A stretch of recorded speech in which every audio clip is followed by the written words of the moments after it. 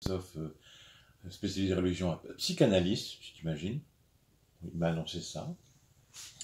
Et je dis, moi je pourrais pas parce que j'ai trop d'empathie.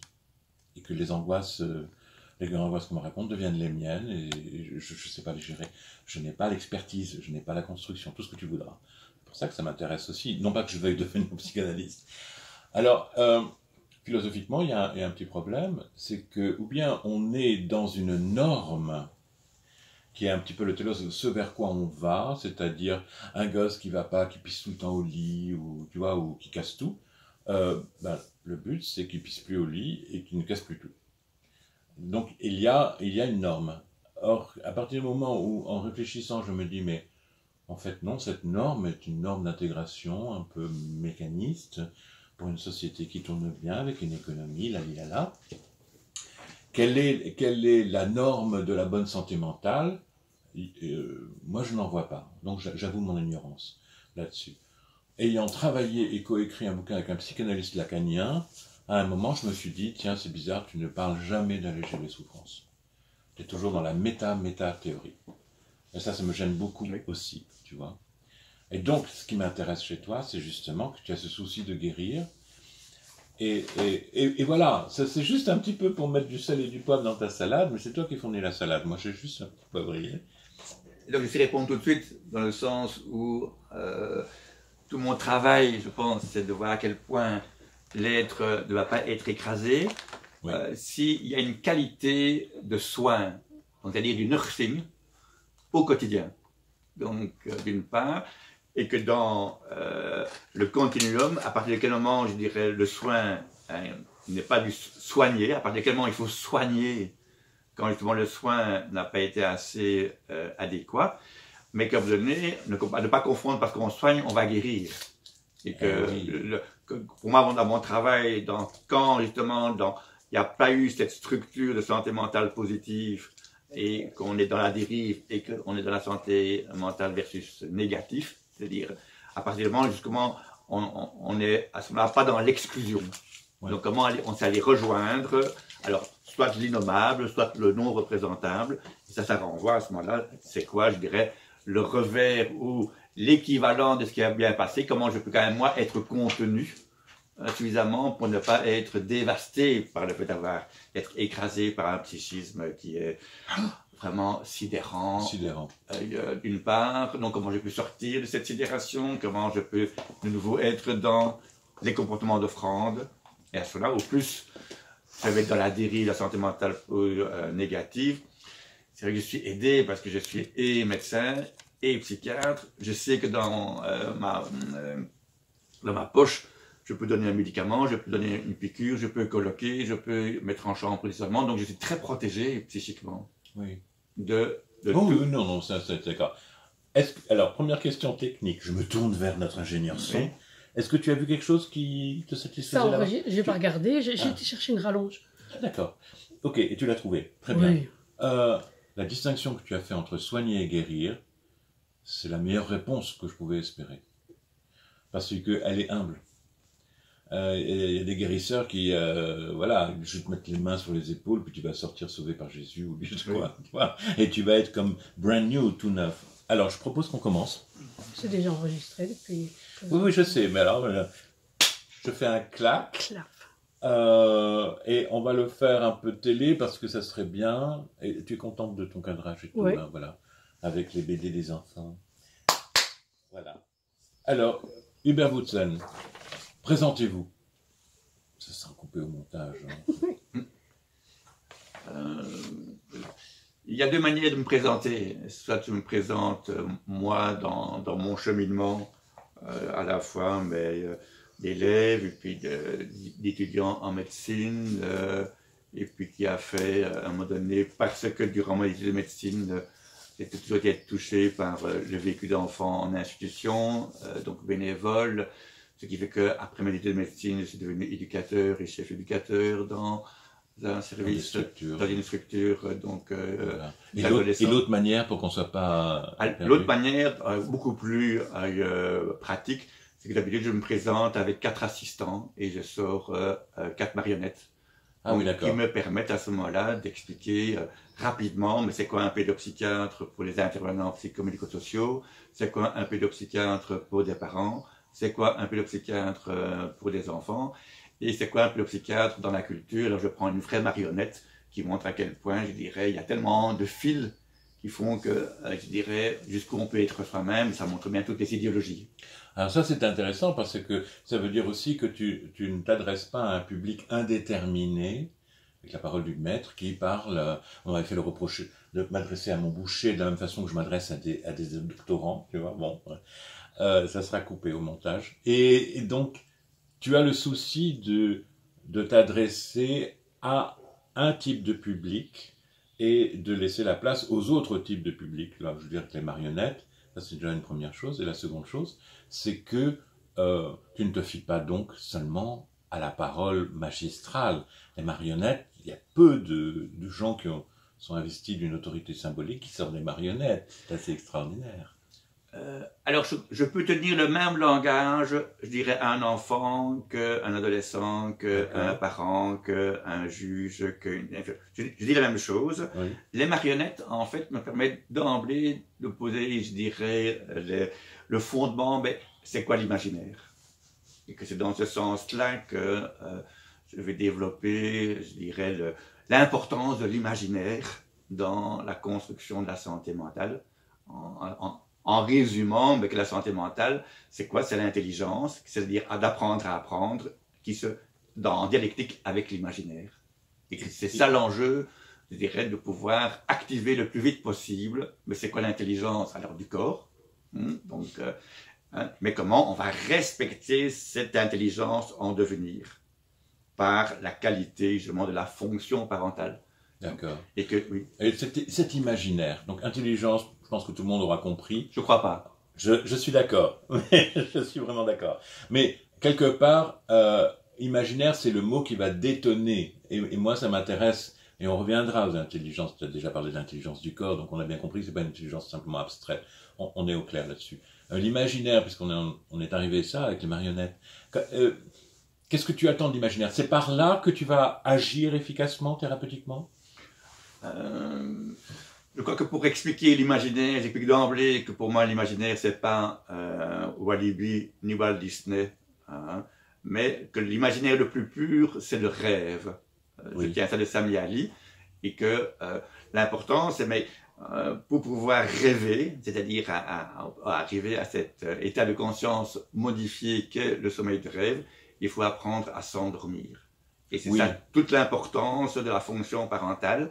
C'est comment la fonction parentale va aider des bébés à passer de l'état de veille à l'état de sommeil pour pouvoir avoir accès aux rêves. Pourquoi c'est un problème de s'endormir? Pourquoi il faut intervenir là-dessus pour avoir une qualité de l'endormissement? Parce que je me rends compte que dès que les premiers problèmes des adultes, en tout cas quand je discute avec des psychiatres adultes, le premier symptôme, je dirais, en difficulté, c'est des problèmes d'endormissement, c'est des problèmes d'insomnie, c'est des cauchemars. Donc c'est dans ce sens-là que ce processus, je dirais, de sommeil est hyper important pour pouvoir se restaurer physiologiquement, mais que dans le sommeil de rêve, on va se restaurer psychiquement, et que c'est durant le temps de sommeil de rêve que s'organise la mémoire. Et comment on facilite l'endormissement? Alors là, je reprends un peu de façon un peu anthropologique que toutes les sociétés du monde, pour endormir le bébé, se rendaient compte que s'il y avait un berceau avec des berceuses et des bercements et que ça permettait au bébé de se détendre, les bébés s'endormaient. Et donc ça renvoie à... Mais qu'est-ce qui... C'est pas un berceau d'un côté, c'est pas une berceuse. Non, on a compris, c'est tout d'un tout. Hein. C'est tout d'un tout. Donc ça montre bien comment les choses, à la fois s'assemblent, s'associent, s'attachent, s'articulent pour devenir autonomes. Et qu'un bébé qui va de pouvoir s'endormir, rapidement, ça va rassurer les parents, parce que l'insomnie, je dirais, parentale, par rapport à toutes les difficultés d'un bébé qui n'apprend pas à dormir, ou qui, comme l'explique, qui fait Java la nuit et qui dort le jour, donc ça montre bien que cette notion de rythme est très très importante, et que le premier rythme auquel l'enfant est confronté et les parents, c'est le rythme d'apprendre à s'endormir. qui va organiser l'architecture du sommeil en lien avec, c'est quoi, tout le rythme de l'alimentation. Et donc, quand je prends ma marionnette d'expert, mais j'explique que oui, qu'en tant qu'expert, je vais repérer si les rythmes propres d'un bébé ont été reconnus ou respectés, en sachant que, en tant qu'expert, je ne sais pas si un bébé va être un petit dormeur, un gros dormeur, s'il va passer ses nuits, quand il va, si c'est un petit mangeur, un gros mangeur, sa courbe de taille, de poids, de périmètre crânien, je ne sais pas quand il va apprendre à marcher, je ne sais pas quand il va apprendre à être propre, je ne sais pas comment il va apprendre à parler, mais tout ça, je dirais, ce sont les rythmes propres de l'enfant. Là où je vais intervenir en tant que psychiatre, c'est comment l'enfant, à travers le respect de ces rythmes, va apprendre à jouer. Oui, alors moi j'ai vu dans ce que j'ai lu de toi, l'importance que tu accordes au jeu, que je trouve vraiment essentielle. Moi, tu cites Winnicott, etc. On va y venir tout de suite, je voudrais juste finir avec l'endormissement. Donc si je te comprends bien, le protocole, ou la cérémonie, ou la liturgie, ou la dramaturgie de l'endormissement, c'est un endroit de la vie du bébé dans son contexte familial où on peut lire beaucoup de choses, on peut voir qu'il y a des choses qui pourraient être améliorées, et c'est un endroit où tu peux intervenir. Une fracture ouverte quelque part, on a bien compris que oui, c'est ouvert, et là il faut suturer, etc. Je veux dire, il y a quelque chose d'extrêmement violent, tandis que l'endormissement, c'est très flou. Tu as parlé du berceau, et tu as insisté sur le fait berceau plus berceuse, plus beaucoup d'autres choses. Donc c'est un tout. Est-ce que tu pourrais élaborer là-dessus, parce que c'est assez peu abstrait, donc c'est très concret. Et là, tout d'un coup, je dirais c'est même rassurant, parce que quand on sert à des parents du moi, du id, du c'est quoi, tu vois, la structure signifiant l'autre, etc., ils sont un peu paumés, évidemment. Tandis que quand tu parles de l'endormissement, ces parents eux-mêmes ont des problèmes à s'endormir, ils ont eux-mêmes des cauchemars, etc. Ça leur parle directement. Et tu me dis, et tu es rentré là-dedans par l'imaginaire. Alors, est-ce que c'est le lieu vraiment où l'imaginaire s'installe confortablement ou inconfortablement, l'endormissement, hein, est-ce que l'endormissement est ce lieu où l'imaginaire se joue et où tu peux intervenir pour le rendre la vie confortable à cet imaginaire? Alors il y a deux choses, c'est que j'ai expliqué que l'endormissement est très important, mais c'est aussi, je dirais, en lien avec la qualité du nursing durant le jour. Qu'est-ce que tu appelles nursing exactement? C'est un mot anglais? Oui, alors c'est le parentage. Le parentage. C'est-à-dire maternage. Et c'est vraiment le soin qui va respecter les rythmes propres de l'enfant. Oui. C'est-à-dire, qui est la fonction du sommeil, la fonction de l'alimentation. Bien sûr. Mais surtout la manière dont si un bébé, quand il a faim, il va se réveiller et comment il va recevoir à manger dans la mesure où ça va être fait adéquatement et qu'une fois qu'il sera repu, il va s'endormir et que c'est vraiment cette dialectique entre j'ai faim, je m'endors et puis il y aura des zones de plus en plus grandes de temps de relation. C'est ça tout l'enjeu, mais que le nursing, c'est fondamental pour que l'enfant développe et expérimente son schéma corporel, c'est-à-dire son corps, à travers le lange, à travers d'être déshabillé, d'être lavé, d'être essuyé, d'être habillé. C'est tout le temps ce processus de répétition qu'on va retrouver chez n'importe quelle personne, tous les jours. Oui, donc c'est dans ce sens-là qu'on a toujours des portes d'entrée pour quelque part se réajuster. Et comment les grandes personnes vont gérer leur alimentation, gérer le rythme social de l'alimentation, la qualité, le contenu, gérer l'alimentation. De la même manière, comment ils vont apprendre de nouveau à c'est quoi se réveiller, c'est quoi commencer une journée. Donc chaque jour est une nouvelle possibilité de peut-être de changer quelque chose si les choses n'ont pas pu s'organiser de façon presque automatique. D'accord. Et alors donc, là tu viens d'insister sur une sorte de structure, de tempo. Et en même temps, j'entends dans ce que tu me dis, qu'il y a cette partie qu'on peut loger dans l'imaginaire, qu'on appellerait aussi dans un autre langage le symbolique, c'est-à-dire pas simplement faire des gestes, nourrir, mettre au lit, chanter une chanson, appuyer sur un bouton on de disque pré-enregistré. Il y a du symbolique, il y a de l'affect. Jusqu'où tu vas parce que on pourrait basculer en disant, voilà, si une mère aime son enfant, Alors, je pense à Winnicott, avec la mère suffisamment bonne, elle peut faire des dégâts si elle n'est pas consciente, quelque part. Alors, est-ce qu'il y a un équilibre à faire entre, dans le nursing, tel que tu le conçois, entre une part chaleureuse qui est incontrôlable, tu peux pas prédire, tu peux pas predict, tu peux pas cadrer ça, et un ordre, c'est-à-dire de la régularité, enfin, je ne vais pas répéter toutes tes paroles. Ce nursing, je sens qu'il y a quelque chose d'affectif là-dedans. Est-ce que je me trompe? Non, mais la question c'est comment je peux le sortir d'une norme ou de quelque chose d'involontaire. Bon, c'est lié au parentage intuitif, c'est-à-dire que quelque part, je dirais, on va pouvoir développer sa fonction parentale en fonction de ce qu'on a reçu, bien reçu, mais aussi de la façon dont on a pu se représenter ce qu'on n'a pas reçu ou mal reçu. C'est ça où toute l'intelligence devient très importante. Un préalable, c'est que pourquoi un bébé, je dirais, va se détendre pour s'endormir, c'est parce qu'il va être à la fois porté, je dirais, dans cette notion d'être contenu, et que pourquoi il va pouvoir se détendre quand il va être confronté à des berceuses et des bercements, c'est parce qu'il va retrouver à l'extérieur ce qu'il a engrammé à l'intérieur, je dirais dans le ventre de sa mère, et c'est déjà cela qui a tout un processus d'apprentissage, je dirais de ce que les enfants vont retrouver à l'extérieur, ce qu'ils ont éprouvé à l'intérieur, et c'est là l'importance de la qualité de connaître l'histoire de la grossesse. Ah oui. Donc ça c'est très important. Mais aussi comment cette grossesse était soutenue, aussi bien alors par la fonction maternelle, mais comment une femme enceinte elle va être soutenue par le projet de son mari, mais de ses parents, de ses beaux-parents, de la société. Il y a c'est dans ce sens-là, il y a tout ce processus d'apprentissage, et que quand on dit qu'il n'y a pas d'école de parents, mais si, l'école de parents, c'est ce qu'on a soi-même intégré et qu'on a pu se représenter. Il n'y a pas de deuxième cesse, c'est comme ça. Il n'y a pas de seconde cesse, c'est sûr. Alors, il y a une chose, ça c'est mon rôle, hein, de relever les trucs saillants.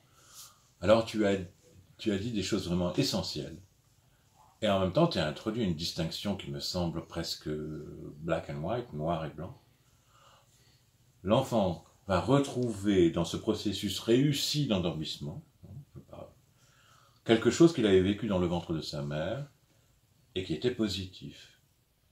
Et va le retrouver. Et puis tu as ajouté cette phrase, moi, qui me fait un peu froid dans le doigt, ou alors il va se représenter quelque chose qu'il n'a pas reçu.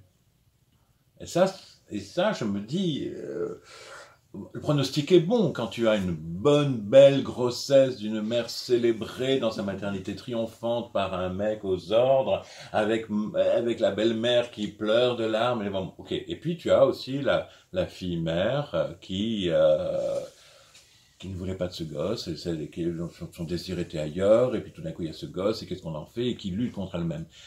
Le gosse va peut-être le sentir, ça c'est vraiment une question. Et qu'est-ce qu'il peut faire par ses propres moyens, et enfin, comment peut-on l'aider? Alors, le premier signe de défense des bébés qui ont été confrontés à des grossesses ou des difficultés d'accouchement ou des difficultés relationnelles, intéressant, c'est qu'ils vont diminuer leur degré de vigilance et qu'ils vont rester endormis. Ah. Et que là, c'était intéressant de voir comment ils vont se mettre déjà en stand-by. Une espèce de mélancolie, alors. Pour moi, c'est pas mélancolie, puisque un bébé, c'est ça que c'est important de comprendre, que l'architecture d'un bébé n'est pas la même que de sommeil. L'architecture de sommeil d'un bébé n'est pas la même que l'architecture de sommeil d'un adulte. Il faut plus ou moins 4 à 6 mois pour qu'un bébé puisse s'organiser, d'une part. Et il faut aussi du temps pour que l'horloge biologique du corps se fonctionne. Et que c'est ça toute l'importance de la régularité par la suite, je dirais, avant que tout ça puisse, je dirais, se mettre en place. Et donc, c'est ça ce qu'on appelle les donneurs de temps extérieurs, que représente l'alternance jour-nuit, le lever et le coucher du soleil, la régularité des repas. Tout ça, ça va organiser l'architecture du sommeil, mais aussi, je dirais, l'horloge biologique. Très bien. Donc c'est ça l'important, je dirais, ça ne vient pas du ciel, non. Ça ne vient pas comme ça. Donc des bébés qui ont été confrontés, je pense, à des difficultés. Pour moi, la question, c'est quels sont les relais qui vont être mis en place, mais comment, là je deviens très psychiatre, comment on va mettre des mots sur leur éprouvé. Et que j'aime beaucoup cette notion, cette hypothèse de Françoise Dolto, qui peut dire que dans les 9 premiers mois de vie, vont se rejouer des, je dirais, entre guillemets, des vécus et des éprouvés durant les 9 mois de grossesse. C'est le corrigé de l'interro, alors les 9 mois de la vie... Alors c'est une porte d'entrée, j'en ferai pas non plus un dogme, mais c'est très intéressant de réfléchir. Alors, ce qui était à ce moment-là partagé, parce que quand il y a, durant la grossesse, qu'est-ce que le bébé va déjà expérimenter, et pour ça je trouve que c'est tout l'enjeu de comment sa vitalité relationnelle, comment son appétence va être suffisamment soutenue. C'est dans ce sens-là que, là tu as raison, c'est la qualité relationnelle qui fait que c'est bien repris dans l'épopée symbolique du nouveau-né, mais comment un regard, comment une vision va devenir un regard, comment un aliment va devenir une nourriture, comment un son va devenir une voix, et comment on va répondre aux appétences, c'est-à-dire à l'appétit du sens de la symbolisation du bébé. Que tu supposes dans son principe, bien sûr. Mais alors je reviens à ma question, parce que je suis très têtu. Oui. Comment il fait le gosse pour se représenter quelque chose qu'il n'a pas vécu? Là, on est vraiment dans du vide. Et là, je parle au psychiatre, en fait. Hein. Oui. C'est-à-dire qu'il va faire tenir le bazar avec des pièces manquantes, un peu comme dans les ruines romaines, où tout d'un coup, tu vois qu'il y a... on a complété avec du plâtre, c'est évident, mais au moins la structure tient. Qu'est-ce que tu as à dire là-dessus? Ou alors c'est foutu, il a... non. Dans la fusion, il a vu tous les angoisses de la mère, il va les revivre éternellement. Et donc c'est dans la qualité du nursing, enfin donc de ce parentage, ça va dépendre de la qualité du portage. Tu expliques ce mot, s'il te plaît. Et donc en fait le portage, c'est une réaction tout à fait essentielle, je dirais, à l'angoisse de chute du bébé. D'accord. Donc un bébé, justement, il a cette expérience de l'angoisse de chute de par son immaturité physiologique, corporelle, somatique, psychique. Et c'est ça toute l'importance de ce portage, pour que l'enfant ne ressente pas cette angoisse de chute. C'est clair que si cet enfant, et on dira bien qu'un enfant bien porté a plus de chances de devenir bien portant. Non, absolument. C'est clair que si je reprends au niveau du langage, comment à la fois bien aller, comment je me comporte, comment je me porte bien, comment je me supporte, comment je peux exporter des choses, comment je peux importer. Donc on se rend bien compte le terme du portage. Et c'est réparateur. Alors ça va être réparateur si l'enfant va pouvoir développer à travers son corps cette notion d'eutonie, c'est-à-dire le bon tonus au bon moment, dans la mesure où le portage, c'est-à-dire la contenance, la fonction parentale de protéger les enfants d'excitation extérieure et intérieure, va lui permettre d'accéder à de la détente.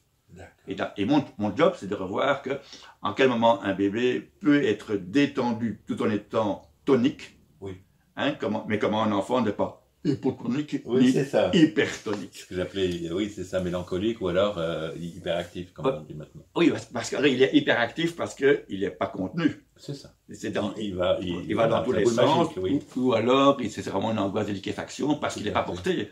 Donc ça, je devais repérer la rapidité avec lesquelles les bébés vont me montrer.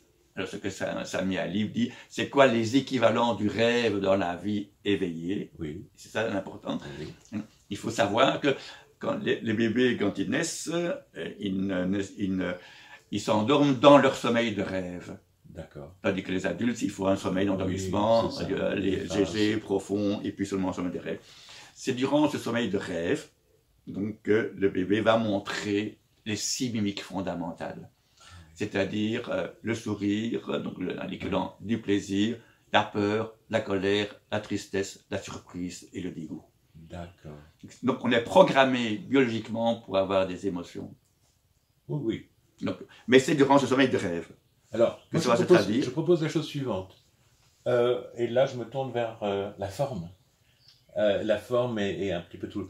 On va dire que c'est un premier moment. Je vais faire un récapitulatif que tu vas corriger, parce que sinon ça risque d'être le run-on. Hein. Et après, on va faire le point. Tu nous diras comment tu sens les choses, si je suis trop intrusif, pas assez, etc. Alors, au sortir de cette première phase, moi j'ai appris beaucoup de choses. Je suis le Candide. Ce que j'ai appris, c'est que au fond, le bébé qui vient de naître a une telle plasticité que par la portance et le nursing de qualité, on s'entend bien là-dessus, je ne vais pas répéter tous les mots, il y a pas mal de choses qui se mettent en place. J'ai été assez impressionné par la thèse que tu sembles aimer de Françoise Dolto, à savoir qu'il y a une sorte de seconde session, si j'ose dire. Tu as utilisé le mot, il m'est resté dans l'oreille, c'est mon inconscient qui fait le boulot, c'est-à-dire qu'avec de la portance, avec du care, du nursing, avec toutes ces choses-là, des berceuses, de la voix, de la musique, une liturgie qui installe de la régularité. Elle n'est pas nécessairement, d'une manière essentialiste, le fait de la mère, ça peut être des intervenants extérieurs, comme toi, par exemple, ou comme tes assistantes ou assistants. Et à ce moment-là, il y a pas mal de choses qui peuvent être, je ne vais pas dire réparées, mais accomplies. C'est-à-dire qu'il y a quand même beaucoup d'inaccomplis. Le bébé vient de naître, tout n'est pas joué. Hein. Est-ce que j'ai bien compris ce que tu as dit? Est-ce que tu veux pas peut-être rectifier? Alors, j'ai beaucoup de choses, hein. Comme toujours. Oui, j'ai vu récemment un bébé d'1 mois d'origine nigériane, sa maman de 16 ans et demi violée, expulsée, je dirais, de sa famille, expulsée donc du Niger, arrivé dans un centre d'urgence, puis accouchement à l'hôpital, enfin dans un truc. Donc je m'étais imaginé, qu'est-ce que je vais voir? Mais j'ai vu un bébé merveilleux. Parce qu'elle s'en occupe. Et parce que les relais. Ah oui. Et donc, esclavage, ça ne s'est pas occupé. Donc, les relais fonctionnent. Les relais fonctionnent. Ah oui. Mais que ce bébé n'a pas été attaqué dans son corps. Oui. Donc, c'est là où je vais repérer dans le corps de l'enfant, mais quelles sont les traces, quelles sont les taches, quels sont les trous dans son organisation tonique. Les maladies de rejet, alors, par exemple. Maladie de rejet? Oui, l'eczéma, dysenterie, enfin tout ça. Ah oui, donc ça c'est au niveau de la peau, c'est de repérer s'il y a déjà des traces. Oui, ok. Ah oui, tout à fait. Mais la question, c'est qu'à un moment donné, c'est ça tout mon travail, c'est de repérer rapidement, mais est-ce qu'il y a eu des dommages? Et s'il y a eu des dommages, quelles sont les conséquences de ces dommages? Mais moi, dans mon côté positif, non, qu'est-ce qui n'a pas été endommagé? Qu'est-ce qui fonctionne? Et qu'est-ce qui va? C'est là-dessus qu'il faut travailler. Qu'est-ce qui va à ce moment-là être étayé? Et que les conséquences, je dirais, de la bien-traitance durant la grossesse, durant l'accouchement, ben forcément, ça va organiser ce processus de l'intelligence et de l'imaginaire. Et que pour moi, je provoque un peu, ben, on sait déjà voir à 9-10 mois, si 5 ans plus tard, un bébé va apprendre à lire et écrire. Donc on voit bien à quel point l'organisation symbolique de l'écriture et de la lecture s'organise à travers la qualité du respect de ce que le corps du fœtus a engrammé et ce qu'il a été répété. Alors ça sera le sujet de notre second moment. D'accord. Si tu veux bien. Moi je propose qu'on quitte la réunion de manière à ne pas avoir des trop gros morceaux. Okay. Et je vais te rappeler. D'accord. Hein, donc